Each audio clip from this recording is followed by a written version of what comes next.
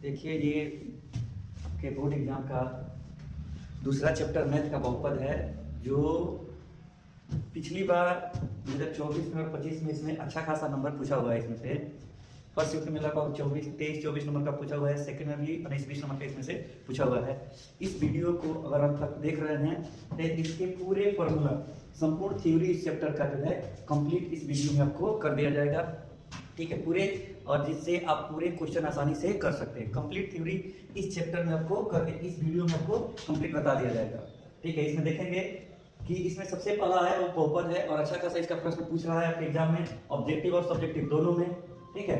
तो इसमें हम पहला वो थ्योरी इसमें देखते हैं। थोड़ा सा आपको बहुपद के बारे में जानकारी होना चाहिए। वह है कि चरमान क्या होता है कि किसी भी मान को अगर वो निश्चित नहीं है, अगर बदल रहा है, वेरिएबल है, ठीक है, वो बार बार बदल रहा है। जैसे x को अगर हल करते हैं तो कभी 1 आता है, कभी 2 आता है, कभी 3 आता है, तो ये मान बार बार बदलते रहता है। तो वैसे मान को हम लोग क्या कहते हैं? चरमान। क्या कहते हैं? उसे चरमान कहते हैं, ठीक है। और अचर मान क्या होता है? जैसे इसमें एग्जांपल दिया हुआ है x, y, z, m, n, कोई भी हो सकता है इसमें। अचर मान क्या होता है? जिसका मान क्या हो? निश्चित हो, जो बदलता नहीं हो, जो बदलता नहीं हो उसको क्या कहते हैं? अचर मान। जैसे यहाँ पर लिखा गया है, कोई भी संख्या ले लीजिए, वो क्या होता है? अचर मान होता है। क्या होता है? अचर मान। जिसका मान क्या हो? निश्चित हो, बदलता नहीं हो, वो क्या है? अचर मान। जिसका मान बदलते रहता है उसको क्या कहते हैं? चर मान कहते हैं। इस दोनों में तो कोई दिक्कत नहीं है, ठीक है। आगे हम देखते हैं कि बीजीय व्यंजक क्या होता है। क्या होता है? बीजीय व्यंजक क्या है कि बीजीय व्यंजक क्या होता है? तो क्या होता है कि चर मान और अचर मान, चर मान और अचर मान के बीच जोड़, घटाव, गुणा, भाग अगर कुछ भी कर रहे हैं तो इस प्रकार से जो आपका पद बनता है उसको हम लोग क्या कहते हैं?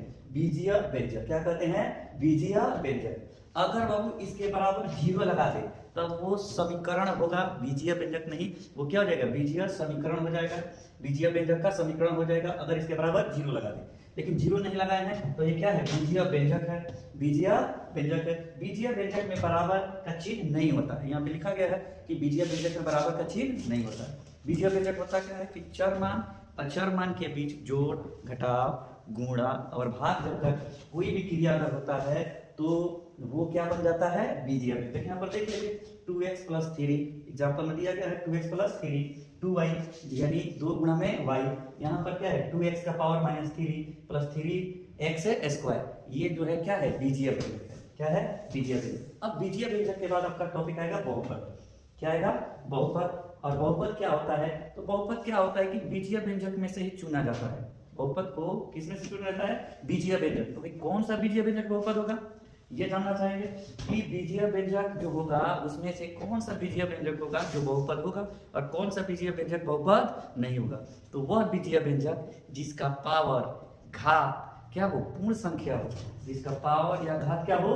पूर्ण संख्या हो, या धनात्मक पूर्णांक हो। क्या हो? धनात्मक पूर्णांक हो। यानी वह बीजीय व्यंजक जिसका पावर क्या हो? धनात्मक पूर्णांक हो। क्या हो? धनात्मक पूर्णांक हो या पूर्ण संख्या हो। पूर्ण संख्या समझ रहे हैं? या तो 0, 1, 2, 3 यानी 0, 1, 2, 3, 4, 5, 6 ये संख्या क्या कहलाती है? पूर्ण संख्या होती है, ठीक है। अगर किसी भी बीजीय व्यंजक का पावर यानी घात, यहाँ पर देख सकते हैं कि इसका घात क्या है? +2 है, यानी ये पूर्ण संख्या है, तो पूर्ण संख्या है तो ये क्या है? बहुपद है। अगर इसका पावर माइनस में रहता तो बहुपद नहीं होता। जैसे हम यहाँ पे एग्जांपल लिखते हैं, देख सकते हैं कि अगर हम लिख दें 2x² + 3 और यही लिख दें 2x का पावर -3 + 2, तो ये क्या हो जाएगा? ऊपर वाला बहुपद होगा। बीजीय व्यंजक तो दोनों है, बीजीय व्यंजक तो दोनों है, लेकिन बहुपद कौन है? जिसका पावर प्लस में है और पूर्ण संख्या है। क्या है? पूर्ण संख्या है। यानी एक शब्द आप बोल सकते हैं कि क्या है? धनात्मक पूर्णांक है। क्या है? धनात्मक पूर्णांक है। तो धनात्मक पूर्णांक को हम लोग क्या कहते हैं? यहाँ पर धनात्मक जो पूर्णांक होगा अगर पावर, तो उसी को हम लोग क्या कहेंगे? बहुपद। उसी को क्या कहेंगे? बहुपद। अगर वो ऋणात्मक आए, बट्टा में आए और रूट में आए, तब वो आपका क्या होगा? बीजीय व्यंजक होगा, लेकिन बहुपद नहीं होगा। ये बहुपद नहीं है, ये बहुपद है। आप देख सकते हैं कि बहुपद का जो पावर होगा वो पूर्ण संख्या होगा। क्या होगा? पूर्ण संख्या। या बहुपद के घात में चर के घात ऋणात्मक या भिन्न नहीं होते हैं। यहाँ पे लिखा गया है कि बहुपद का घात जो होता है ऋणात्मक या भिन्न नहीं होता है, ठीक है। आगे देखते हैं इसमें क्या है अगला पॉइंट। ठीक है। अब बहुपद की पहचान कैसे करें, इसमें से पहचानना है कि कौन बहुपद है कौन नहीं है। तो बहुपद को पहचानने के लिए भी बताए कि जब भी देखिएगा अगर उसका घात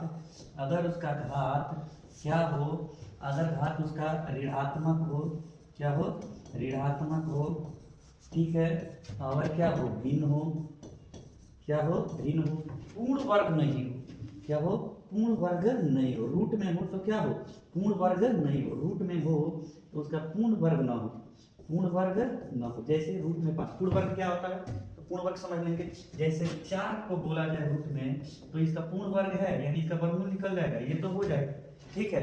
लेकिन अगर यही रूट में 5 रहे तो ये 5 संख्या जो है पूर्ण वर्ग नहीं है, इसका पूर्ण वर्ग नहीं होगा।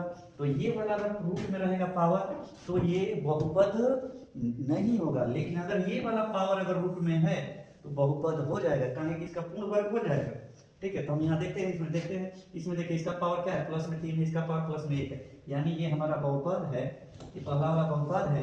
इसका देखेंगे, इसमें देख रहे हैं कि इसका पावर भिन्न है, तो भिन्न अगर रहेगा तो वो बहुपद नहीं होगा, ये वाला बहुपद नहीं है। इसमें देखेंगे, यहाँ पर देखिए 2/x है, यहाँ पर तो देखिएगा पावर प्लस है, लेकिन जैसे इसको बट्टा के ऊपर लेके जाएंगे तो पावर क्या हो जाएगा, माइनस, क्या हो जाएगा, माइनस। तो ये क्या हो जाएगा, 2x का पावर -1 और तब हो जाएगा प्लस में 4। इसको जैसे एक स्टेप और करेंगे तो ये हो जाएगा, जब ये पावर माइनस में हो जाएगा तो ये बहुपद नहीं है, बहुपद नहीं है। इसमें देखते हैं कि इस वाले में 6ठे नंबर में, आप बताइए इसमें क्या होगा, ठीक है, आप बताइएगा, इसमें कमेंट करेंगे कि इसमें क्या होगा, बहुपद होगा कि बहुपद नहीं होगा। हम ये बताते हैं, यहाँ पर देखिए कि रूट में 2 है, x पर तो रूट नहीं लगा है, x पर रूट नहीं लगा, यानी x का पावर कितना है, 1 है, जब x का पावर 1 है यानी ये क्या है, आपका बहुपद है। और ये बताइए x का पावर रूट में 3 है, ये रूट 3 जो है पूर्ण वर्ग नहीं है, जब पूर्ण वर्ग नहीं है इसका मतलब कि ये भी बहुपद नहीं होगा। अगर यही रूट में यहाँ 4 रहता, पूर्ण वर्ग हो जाता तो ये बहुपद होता, ठीक है, तो ये बहुपद नहीं है।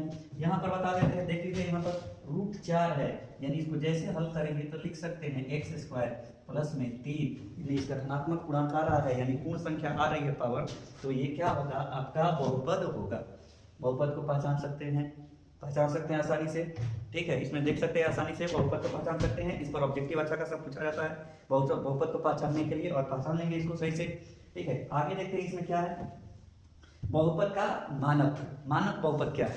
तो मानक बहुपद कुछ है नहीं, बहुत सिंपल सा चीज है कि मानक बहुपद क्या होता है कि जब भी ये बहुपद दिया है, अगर इसको घटते या बढ़ते क्रम में इसके घात को सजाएंगे, इसके घात को, इसके पावर को घटते या बढ़ते क्रम में सजाएंगे तो उसी बहुपद को क्या कह देते हैं, मानक बहुपद। क्या कह देते हैं, मानक बहुपद। यदि बहुपद के घात को उसके घटते या बढ़ते क्रम में सजा देते हैं तो वो जो बहुपद बनता है उसको क्या कहते हैं, मानक बहुपद। इस बहुपद को देखिए, पहले पावर 2 है, फिर पावर 3 है, फिर पावर क्या है, 1 है, ठीक है। तो ये तो एक सीरियल में नहीं है, ना ही घटते क्रम में है ना ही बढ़ते क्रम में है, तो ये है अमानक बहुपद। मानक बहुपद में बदलने के लिए सबसे बड़े पावर को पहले ले लेते हैं। सबसे बड़ा पावर क्या है, 3x का पावर 3, उससे छोटा x का पावर 2 है, तो क्या लिख देंगे, प्लस में 4x का पावर 2, उसके बाद से x का पावर 1 वाला तो क्या हो जाएगा, 2x का पावर 1, लिखते तो नहीं है 1, और प्लस में 4।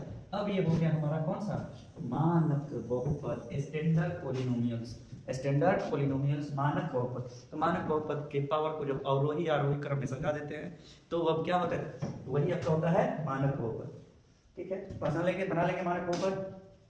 अब आता है बहुपद का घात, सिंपल सा चीज है, थोड़ा सा समझ जाता है कि घात होता क्या है, ठीक है। घात क्या होता है, तो कहीं भी अगर ऐसा टर्म लिखा है तो इसके ये ऊपर वाले मान को घात, पावर, इंडेक्स, डिग्री, चारों इसी चीज को कहते हैं। ऐसे ये टर्म अगर लिखा गया, ये पद लिखा गया है ऐसे, इसके ऊपर वाले को क्या कहते हैं, घात, पावर, टर्म, इसके इंडेक्स और डिग्री।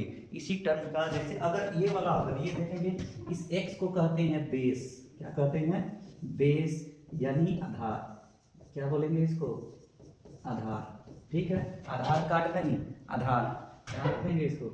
और ये जो है, ये इसके x² के साथ में जो गुणा में लगा है आगे, इसको बोलते हैं गुणांक। क्या बोलते हैं, गुणांक। ध्यान रखेंगे, इस नाम का जरूरत पड़ेगा बार बार, ठीक है। कि यहाँ पर x² का गुणांक कितना है, 3, x² का गुणांक कितना है, इस पद का पावर कितना है, 2, इस पद का घात कितना है, 2, इस पद का डिग्री कितना है, 2, इस पद का इंडेक्स कितना है, 2। ये ध्यान रखेंगे इसको, पावर, डिग्री, घात, इंडेक्स सब एक ही चीज को कहते हैं। यहाँ पर बताइए, और घात होता क्या है बहुपद का, तो बहुपद के जो सबसे बड़े पावर होते हैं उस पद में, जिस पद के सबसे बड़ा पावर होता है वही बड़ा पावर उस बहुपद का घात कहलाता है। इसमें देखिए कितने 3 पद हैं, लेकिन सबसे बड़ा पावर कितना है इसका 4।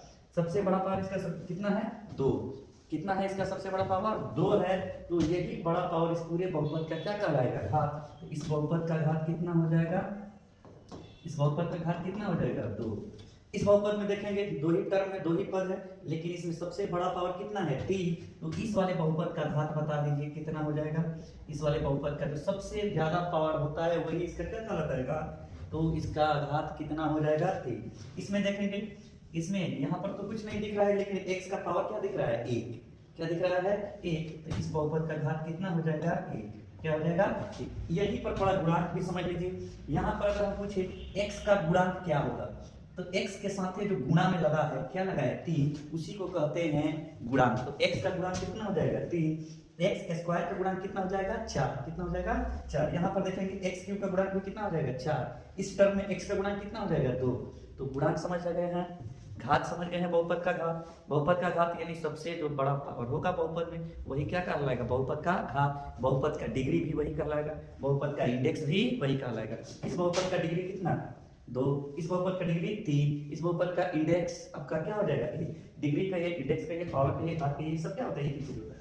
ठीक है, आगे देखिए इसमें बहुपद का वर्गीकरण यानी बहुपद का बंटवारा। ये 2 आधार पर बांटा गया है। एक होता है पद के आधार पर, दूसरा होता है उसके घात के आधार पर। किसके आधार पर, पद के आधार पर, और दूसरा क्या होता है उसके घात के आधार पर। ठीक है, यहाँ पर लिखा गया है कि बहुपद का वर्गीकरण पदों की संख्या के आधार पर बहुपद का वर्गीकरण ये वाला है। ठीक है, जिसमें क्या है एक पदी बहुपद। कौन सी बहुपद, एक पदी बहुपद, जिसमें केवल एक पद हो, जिसमें क्या हो केवल क्या हो एक पद हो। जैसे हम यहाँ पर लिख दिए 2x कितने पद है, एक पद है। ठीक है, आपको ये अगर ये मत समझ लीजिएगा 2 और x 2 पद, गुणा में कितना हूं अगर लिख दे तो वो एक ही पद में गिनती होगा। गुणा में अगर कितना हूं लिख दे तो कितने पद में गिनती होगा 1। अगर यदि अगर जोड़ घटाव में लिखा गया रहता कि 2 + x तो ये 2 पद हो जाते, लेकिन गुणा में है तो कितने पद है, ये एक ही पद है। कितने पद है, एक ही पद है। यहाँ पर लिख दे x³ कितने पद है, एक पद है।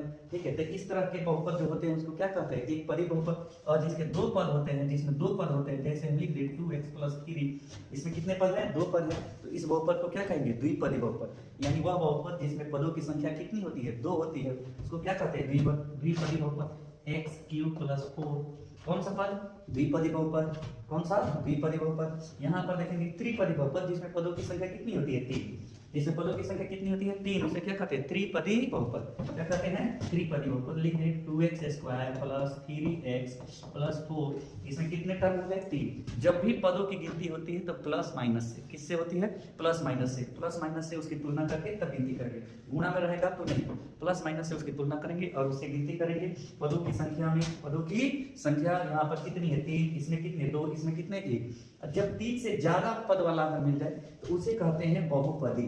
3 से अगर ज्यादा पद मिल रहा है तो वैसे बहुपद को क्या बोलते हैं बहुपदी बहुपद। ठीक है, इसके बाद ये तो हो गया इसके पद के आधार पर कितने, एक पदी बहुपद, द्विपदी बहुपद, त्रिपदी बहुपद। 3 से ज्यादा हो जाए तो बहुपदी बहुपद। कोई दिक्कत है इसमें।